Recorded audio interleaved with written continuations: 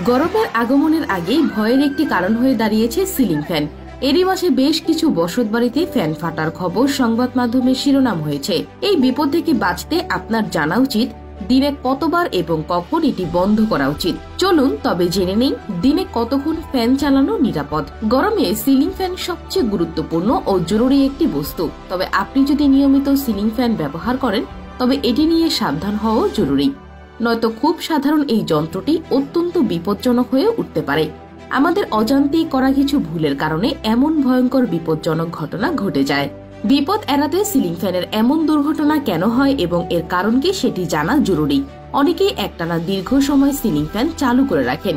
ফুল স্পিডে ফ্যানটি 13 থেকে 14 ঘন্টা ধরে চলতে থাকলে সমস্যা দেখা দেয়, কারণ এমন হলে ফ্যানটি অতিরিক্ত গরম হয়ে যায়। সময় মতো ফ্যান বন্ধ না করলে এটি ফেটে স্ফুলিঙ্গ ধরে যেতে পারে। তাই 1.5 থেকে 2 ঘন্টা পর পর ফ্যানটি বন্ধ করে ঠান্ডা হওয়ার সময় দিন। অনেক সময় আবার সঠিক তথ্যের অভাবে এবং টাকা কম খরচ করার লক্ষ্যে অনেকেই বাজার থেকে ভুল কন্ডেন্সার কেনেন। এগুলো অনেক সময় ডুপ্লিকেট হয়ে থাকে। এরকম কন্ডেন্সারের ক্ষেত্রে ফ্যান কিছু সময়ের জন্য ঠিকঠাক কাজ করে, তারপর আচমকাই এটি গরম হয়ে ফেটে যায়। তাই টাকার দিকে না দেখে আপনার জীবনের নিরাপত্তার কথা ভাবুন।